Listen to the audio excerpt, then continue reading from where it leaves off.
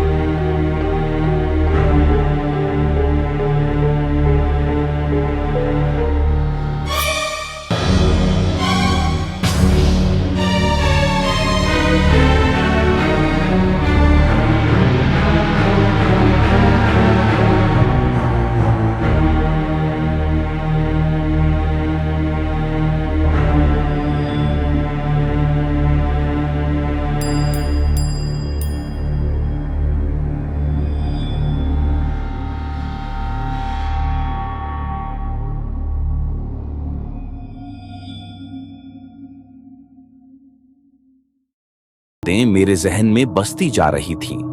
इसके बाद मैंने शहर में दूसरी जगह किराए पर मकान ले लिया। मैंने सोचा कि अब सब कुछ सामान्य हो जाएगा, लेकिन यह मेरी गलतफहमी थी। मेरी जिंदगी से उस डरावने मकान की यादें मिटने का नाम नहीं ले रही थीं। अब भी कभी-कभी मुझे लगता कि कोई मेरे पीछे खड़ा है, कोई मुझे देख रहा है। और सबसे डरावनी बात तो यह थी कि उस मकान से निकलने के हफ्तों बाद भी मुझे रात में वही भारीपन महसूस होता, जैसे कोई मेरे सीने पर बैठा हो। फिर एक दिन मेरे साथ कुछ ऐसा हुआ जिसने मेरी रातों की नींद पूरी तरह उड़ा दी। मैं अपने नए कमरे में सो रहा था कि अचानक मुझे महसूस हुआ कि कोई मेरे कमरे में है। बत्ती जलाने के लिए हाथ बढ़ाया, लेकिन मेरा शरीर हिल नहीं रहा था। अचानक कमरे के कोने से वही फुसफुसाने की आवाज आई, बिल्कुल वही जो उस मकान में सुनी थी। मैं डर से कांपने लगा। जैसे ही मैंने आंखें घुमाई तो देखा कि अलमारी के पास एक साया खड़ा था। इस बार वो पूरी तरह स्पष्ट दिख रहा था।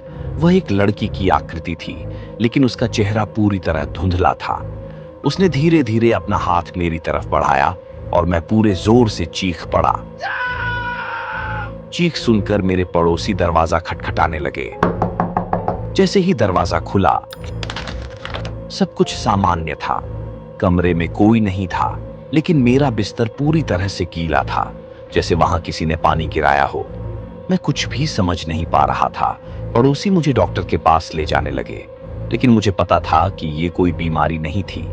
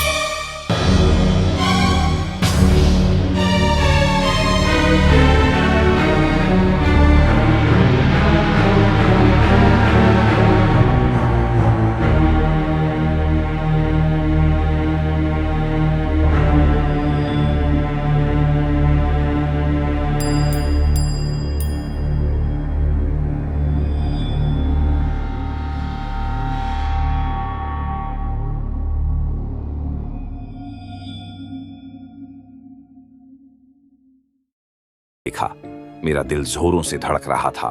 मेरे हाथ पसीने से भीग चुके थे। मैं हिम्मत जुटाकर झरोखे से बाहर झांकने की कोशिश करने ही वाला था कि इस बार दस्तक इतनी तेज थी कि दरवाजा हल्का सा हिल गया और फिर अचानक सब कुछ शांत हो गया। कमरे में एक अजीब सी ठंडक भर गई थी। मैंने धीरे धीरे खिड़की से झांका। बाहर कोई नहीं था, लेकिन जैसे ही मैंने पीछे मुड़ने के लिए कदम बढ़ाया, मुझे दरवाजे के नीचे से एक परछाई गुजरती हुई दिखी। कोई अभी भी यहीं था। अब सवाल यह है, क्या वह आत्मा सच में चली गई थी या यह सब कुछ अभी खत्म नहीं हुआ था?